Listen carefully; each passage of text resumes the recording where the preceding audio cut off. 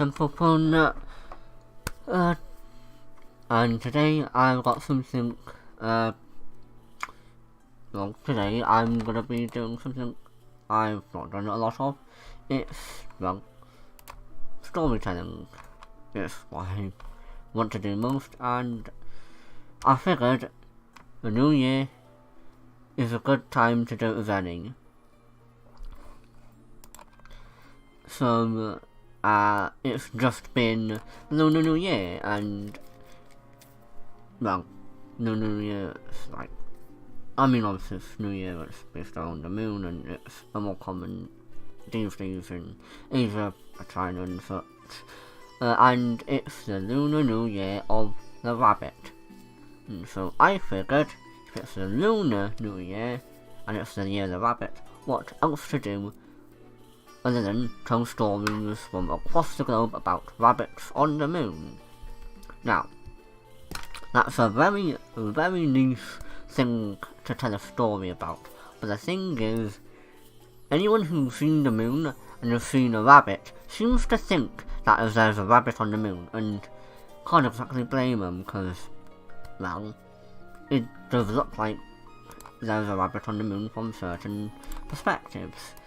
And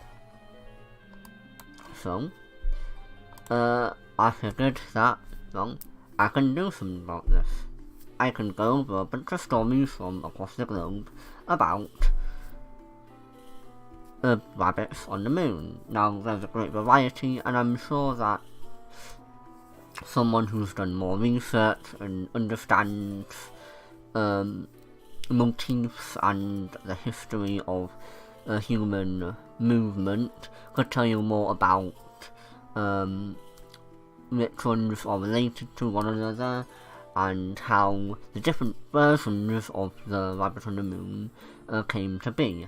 However, I am not a folkloric expert. I have not studied this. All I've done is looked up stories and tried to see if I could find sources, and if I'm completely honest, I don't completely trust all the sources I found. But I did find some, so that's what I'll be doing. And with that out of the way, I guess I shall start on the first story. In the first one, I'll be going to go over. It's only natural that I go over something from China, and if it's from China, there's variations around Southeast Asia.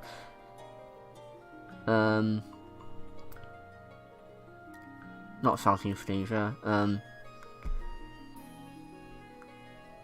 East Asia.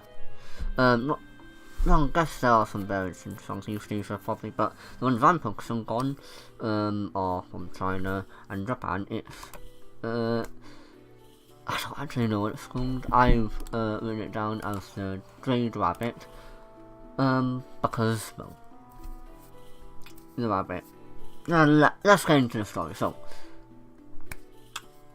the story goes that one day the Jade Emperor is just walking along. He's disguised himself as a homeless man to survey the land, see what's what, and see what the people are like. And so he disguises himself as a poor, ragged beggar, and he goes along and he begs for food. And so, some people see him. Monkey sees him first, and Monkey decides that they should help him out, so they gather up some fruit and offer them to the beggar, and the beggar is like, neat fruit. The otter then sees the beggar and is like, well, you seem like you could need some help, and catches some fish, gives them to the Jade Emperor. And then the Jade Emperor comes across the Jackal. And the Jackal's like, wow mate, you look ragged, let me get you some to eat. So the Jackal steals some milk curd and a lizard, and was like, yeah, have these. The rabbit then comes across the Jade Emperor, is like, but seeing the generosity of their compatriots, the rabbit knows that they can only offer grass, so they decide that, well, that grass isn't exactly something humans eat much, can't exactly offer it to them, and so instead, they leap upon the fire and offer themselves unto the beggar, and the Dragon Emperor's like, goodness me, that's really, really nice of you. And so, they draw the rabbit on the moon and drape the smoke from the fire on them like a cloak, and so the rabbit lives immortal on the moon, and there they make potions of immortality. There's a few more details about it I'm not entirely sure, but that's the main gist of the story.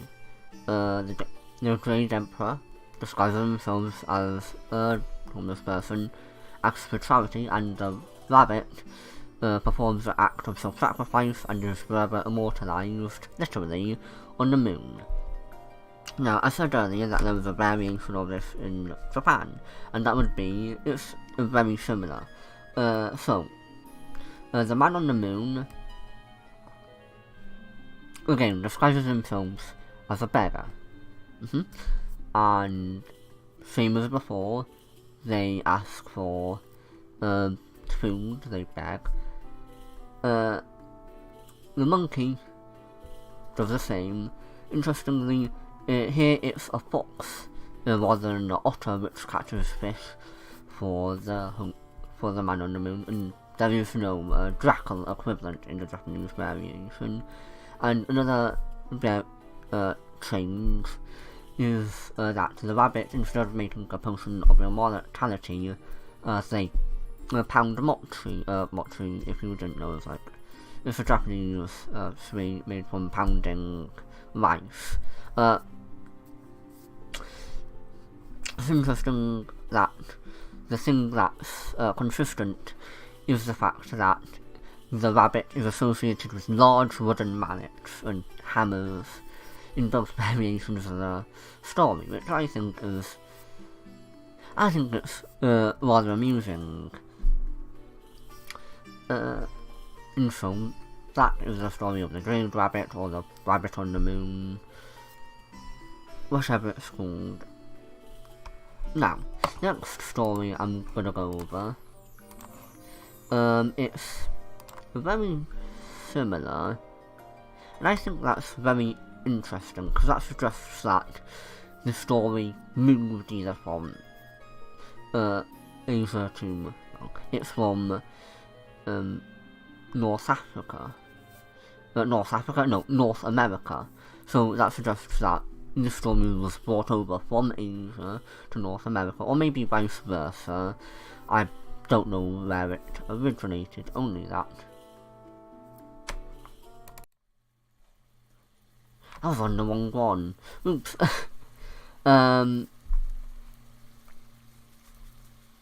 embarrassing. Anyway.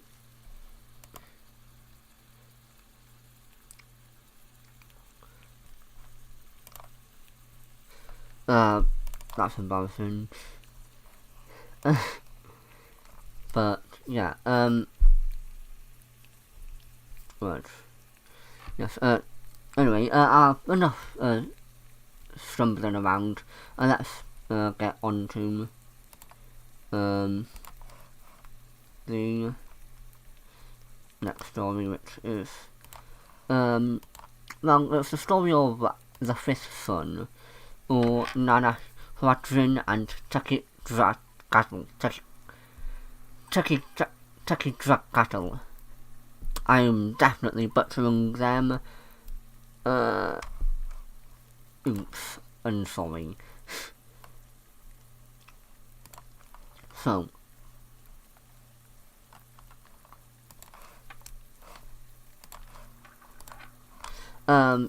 it's an Aztec story. You might recognize the names, maybe, depending on how much research you've done into this. though if you've done enough research to recognise the names, you might recognise the story. So, a bit of background if needed for this. In Aztec mythology, the world has been made and destroyed 4 times before. There's a constant theme of death and rebirth in Aztec mythology. A lot of human, well, obviously there's stuff like human sacrifice and cycles and so on. It's only natural that this extends to the world itself, being made and destroyed 4 times before, and this being the 5th world. Well, for each world, there needs to be a sun, and in order for a sun, a god must sacrifice themselves to become the sun. So, the story goes that in the first world, there's Poka, I think I'm saying that right, god of the night. They sacrifice themselves and become the first sun. But being the god of the night, they're not exactly good at making light, so they only manage to get half sun. Also, they might be missing a few limbs that might also impair their ability to produce light. Anyway, eventually, Quetzalcoatl, that guy, whacks Tezcatlipoca out of the sky. Quetzalcoatl happens to be his brother and god of wind, art and knowledge and that sort of stuff. Anyway, Tezcatlipoca gets knocked out of the sky, doesn't like that, and has his Dracula's eat everyone, and that's the end of the world. World begins again, and this time Quetzalcoatl decides that they want to be big and important, so they sacrifice themselves and become the sun. Given that his brother is still around, because gods are like that, I guess they don't die when they sacrifice them and throw themselves into fire. Anyway, his brother turns everyone into monkeys, and Quetzalcoatl is like, well, that sucks, guess I'm gonna step back down from being the sun. And so their world came to an end again. Third world this time. Tlaloc, god of rain and fertility, sacrifices themselves to become the 3rd sun. Brilliant. Tezcatlipoca decides that his wife, Tlaloc's wife, who looks great, so he steals her, and Tlaloc's not having that, so he causes droughts for ages, and then people on Earth are like, wow, this bites, I would rather not starve and die of thirst, and then he blows up the Earth, just kaboom, and so the world comes to an end again. Then Tranquilicu, again I'm definitely butchering that name. Anyway, Tlaloc's new wife, she's the goddess of rivers and oceans. She decides that she's going to sacrifice herself, and she becomes the 4th sun. She's great at it. She doesn't have a massive vendetta against anyone. It's great until Tezcatlipoca, him again, he starts bullying her, and like, you're faking being kind, you're just, you don't really love humanity, you're just doing it to earn praise and adoration, and just makes her life really miserable. And then she gets sad and begins to cry. She cries blood, she cries non-stop for 52 years. This causes a flood mist moment, and so ends the round again. Fifth round. And we're finally getting to the relevant part of the myth. So, Nanahotrin and Taki Cattle, they are two gods.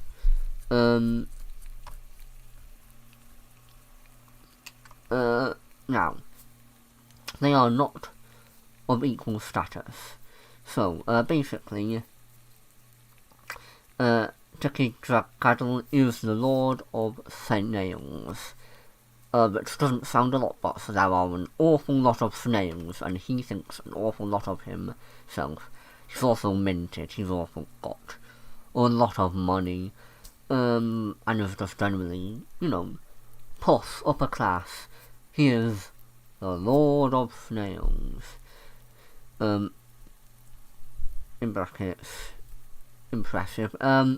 Nanahratrin, on the other hand, his name means saws and inks. He is the god of being kind of in pain. He is not exactly great.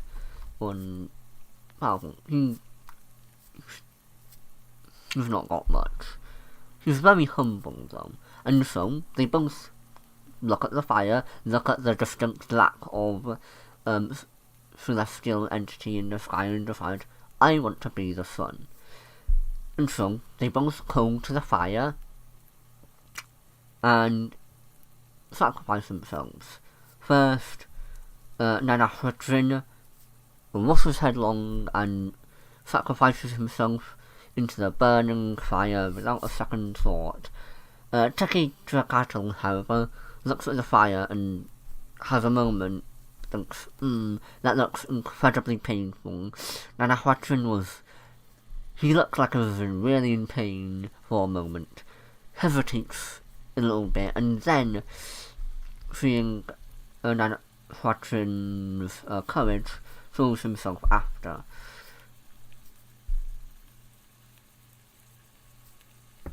That's not great for optics. What else isn't great for optics is having two suns in the sky, because that's an awful lot of light, that's an awful lot of heat, and as they say, the sun is in fact a deadly laser. So obviously one of the suns needs to be turned down a bit, and the gods are like, well, you know what, Tekidrakadal was kind of a loser-ass coward, and so they grab a rabbit and just hurl it at Tekidrakadal, and it leaves a massive bruise on his face, and so he becomes the moon, and so that's why the moon is tiny and battered with craters all over it, and there's an imprint of a rabbit. It's because someone yucked a rabbit in his face. And that's the story of how we got our current sun and moon. Now, I said earlier that I thought that the rabbit myth might have come from Asia to the Americas. And you might say this particular myth doesn't have that much in common aside from rabbits and the moon, and that would be correct. But what's interesting is that I found another Aztec myth about rabbits on the moon, and this one bears a lot more similarity to the Asian myth. So the story goes that Tekidrakadal, again, very important. I very much brushed over their wrong, but they are one of the top dogs. I mean, you've probably heard of them. That's enough to say that their importance in the pantheon. Anyway, they one day decide to look around and see what man has to offer, and so they turn themselves into a regular human man. In a regular human mortal body. This is not a good idea, because being an immortal god,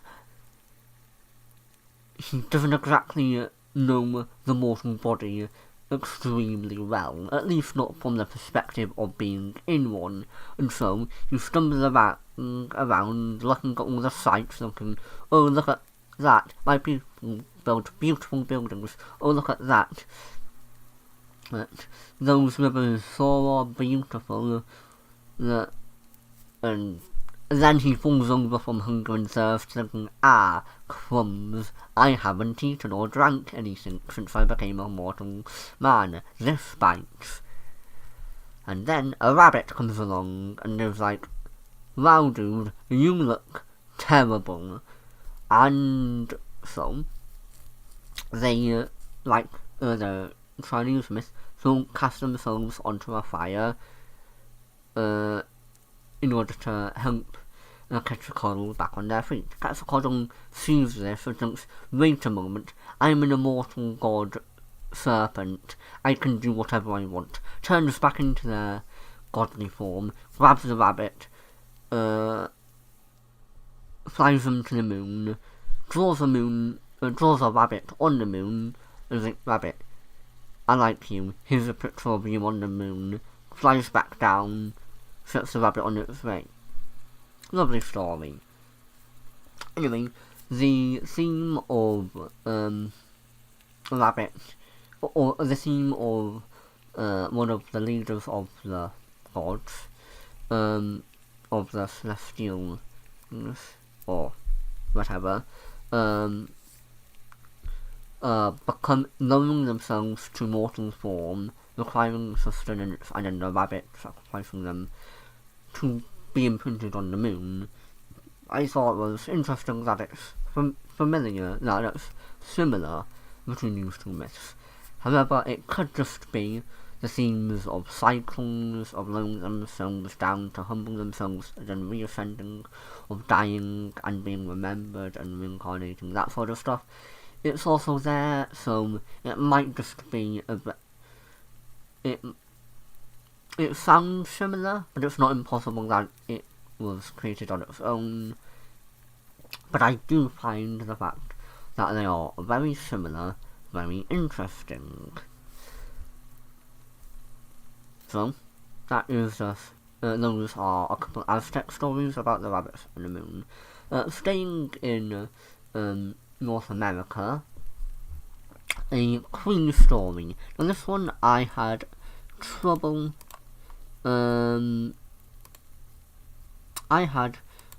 finding a lot of sources. I found a couple of sources, though, so I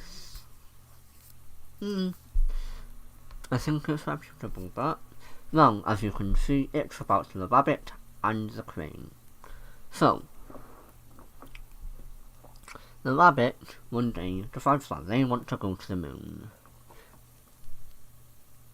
An awful lot to ask, but it is what it is. So, they go around asking all the birds, can you take me to the moon? Let me dance among the stars. But, I mean, all the birds decide that no, they're not flying a rabbit all the way to the moon. That's an awful long way to go. And the rabbit's not got much in return. So, the rabbit continues asking around, asking all manner of creatures until they ask the crane. The crane looks down at Rabbit and accepts their request to fly them to the moon. So, the rabbit grabs a hold of the crane's leg and the crane sets off. As I said earlier, and as you know, The flying to the moon takes an awful long time, and it's awful nerve-wracking, and Rabbit clings quite hard to Crane's legs. And if you've seen a bird's legs, a crane's legs, you'll know that they've got grooves and stuff on them. And the rabbit grips so hard that the crane's legs start stretching downwards, and the rabbit's paws begin to bleed from gripping so tightly. But eventually, the pair do manage to get to the moon. But everyone was knackered. But the crane and the rabbit made it. And before the crane leaves to go back home to Earth, the rabbit, with his bleeding paw, gives the crane a pat on the head with his bleeding paw, leaving a bright red mark. And this mark, this red spot, is forever held as a proof of the crane's kindness and generosity. A lot shorter of a tale than the other two, but it's very nice. And there's less for me to say about it. I was able to find less context about this. Because, I mean, there's just less authors writing about the rabbit and the crane, I suppose. But it's a lovely story regardless. And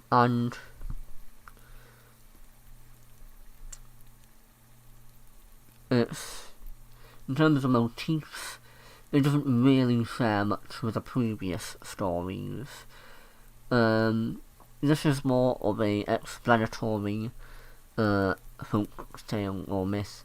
More in whereas the others, I mean, they are still explanatory tales about why there's a rabbit on the moon, but they also are a lot more incorporated, a lot more important to the mythology. Whereas Rabbit and Crane is more of a smaller scale folktale, more along the lines of, say, how the rabbit lost its tail, which I believe is also a North American tale. I can't remember the exact details, but TLDR, the fox tricks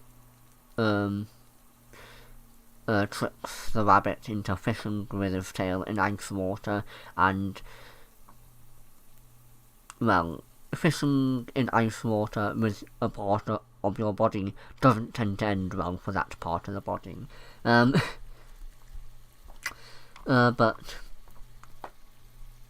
that's the rabbit and the crane, and so I only have one more story, and it's South African. I say South African because it originated in that area, but I'm sure someone who studied the cultures could tell me the specific culture who have this tale. I wasn't able to find it, but regardless, here is the tale of why the rabbit's nose is split, or the failed message. So, it goes that the moon, one day, she's looking over creation and she has a message for man. So she goes to Crocodile and asks them to tell man thus, as I die and dying live, and so shall you die and dying live. This message is obviously a comparison between how the moon waxes and wanes, disappears and reappears, but is always there, in a sort of immortal reincarnation, and so.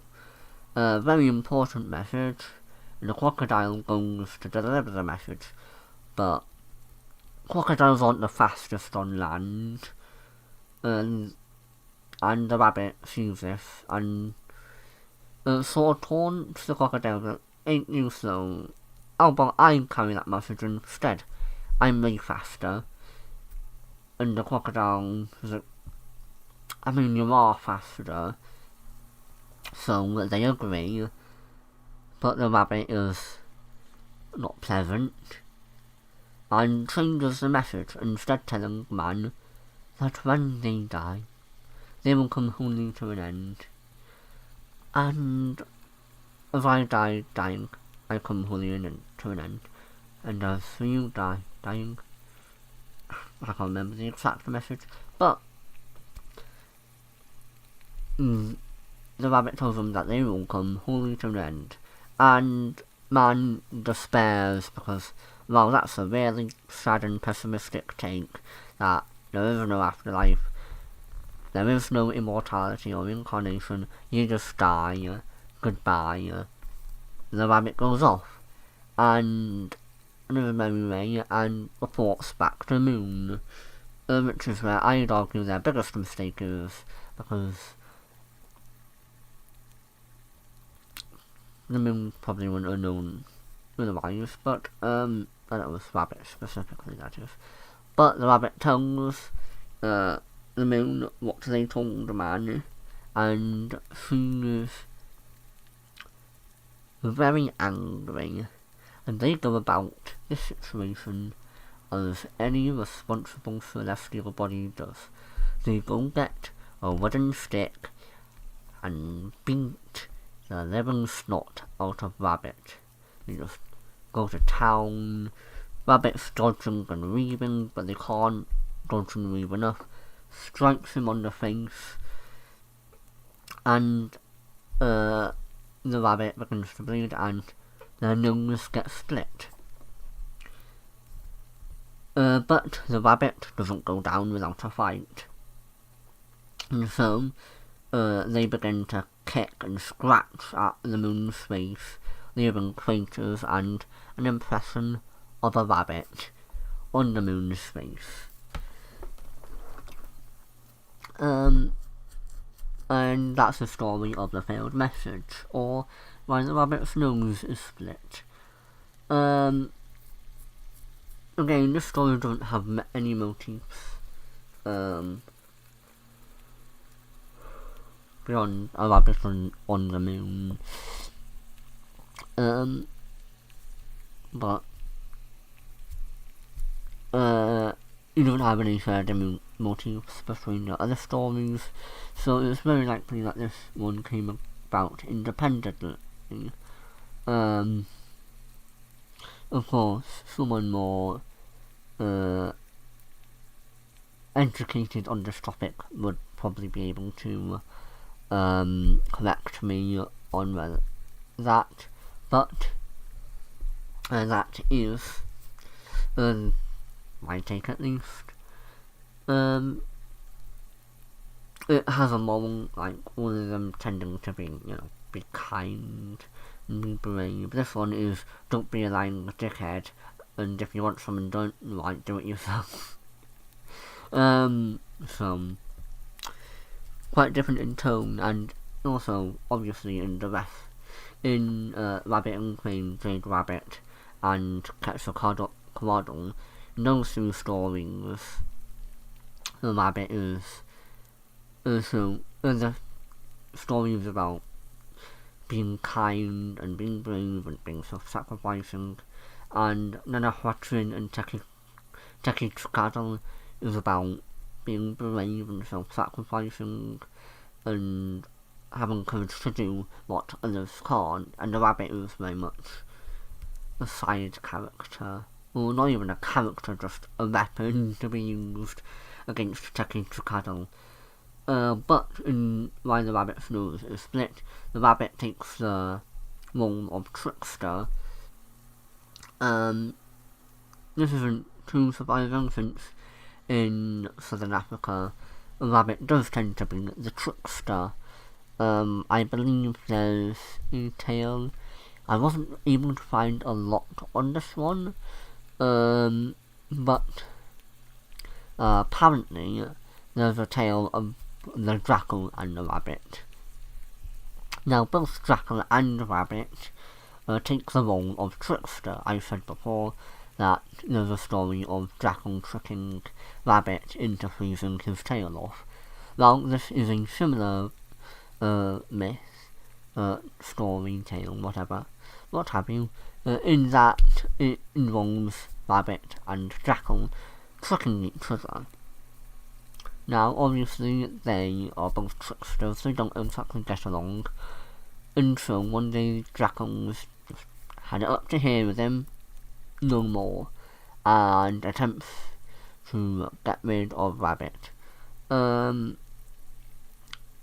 Rabbit then runs off and runs to the nearest lake, and it's midnight and the moon's great big and it's reflected in the lake, and the rabbit dives into the water and shouts from the water that the moon, that in the lake is a great bigger lump of cheese and you're gonna have to eat through all that in order to get to him. So Jackal goes about drinking the lake and they don't get far. That's an awful lot of water, and Rabbit just runs off. And I hear that there's a similar story where again Jackal is chasing Rabbit due to them pissing each other off, and the rabbit escapes to the moon, but I haven't been able to find any details about that myth. So, and I've not been able to find sources for either of them, so I'm very not sure how old they are. Because, well, with a lack of sources I can't exactly verify a lot, and I don't know where I'd find the sources, except from looking for them just on Google. So, unfortunately, you're gonna have to just take my word for it. Sources, who knows? But I do find those stories interesting. And so, we are left with a collection of stories about the rabbit on the moon. What can we take from this? Well, first of all, the creatures on the moon sure do look like a rabbit, mate. I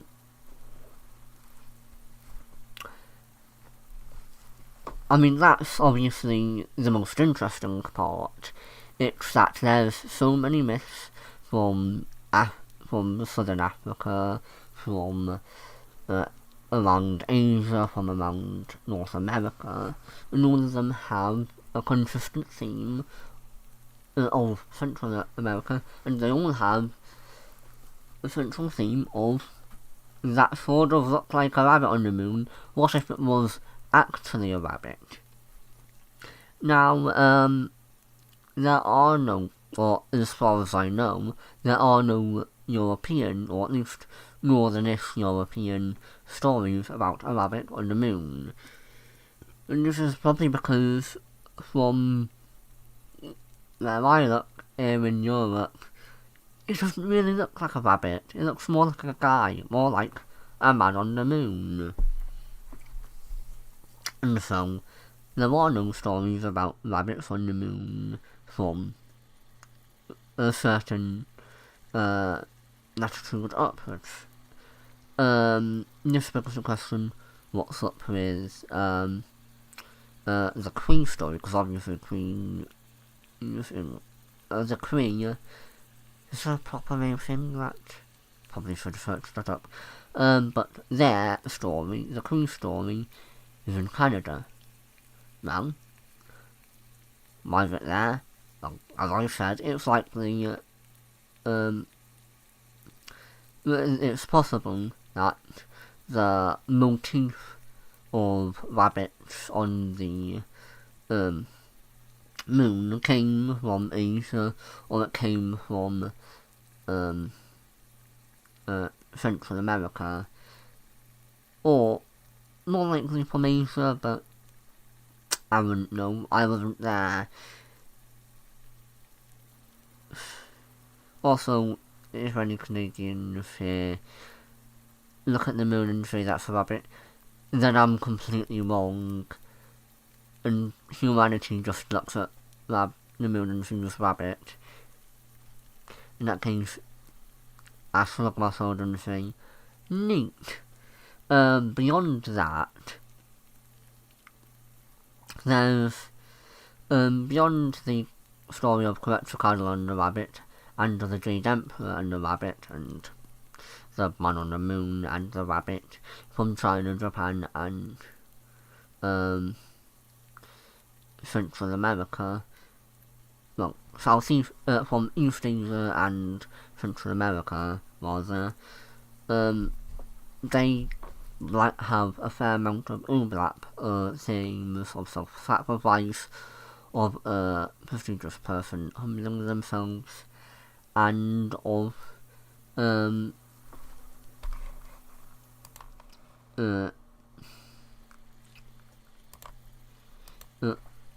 of just being rewarded for wonderful sacrifice, and that says to me that there is a fair chance that this particular version of the story is related, but the rest of the stories contain very few shared motifs. And that brings me back to people looking at the moon and Single Rabbit, because this means that it's very likely that due to the lack of shared motifs, there is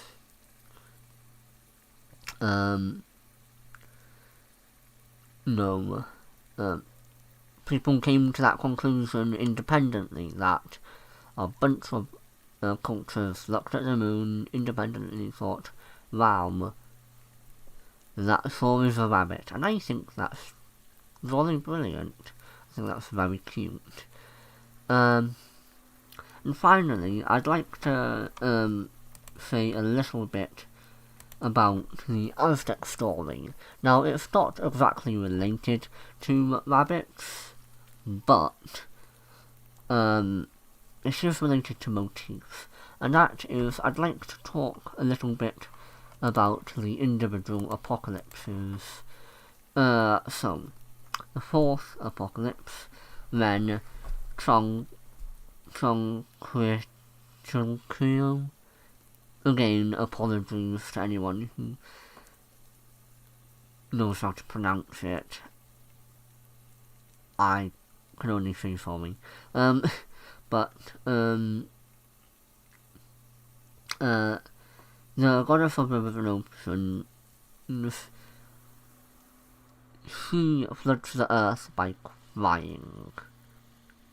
And I remember that is a flood myth motif. I cannot recall a large amount of it, but I do remember that is not an uncommon version of the flood myth, and that leads me to think,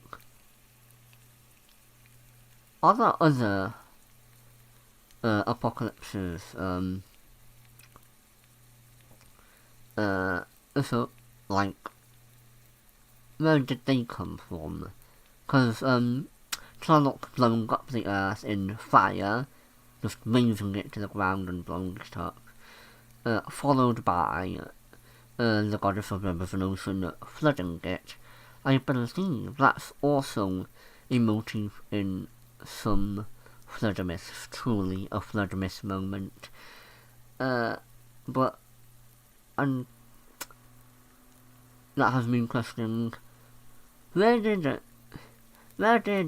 Tezcatlipoca sending a bunch of dragons to eat everyone come from? Where did Tezcatlipoca turning everyone into monkeys come from? Because that's a wild way to destroy the world. But that's all a a tangent from the main point that I've been saying this whole time, which is Happy Lunar New Year, though strictly speaking I'm like 5 days late for Lunar New Year. Who cares? I just wanted to talk about a bunch of myths I found interesting. That's all I have though. So I think that's it from me.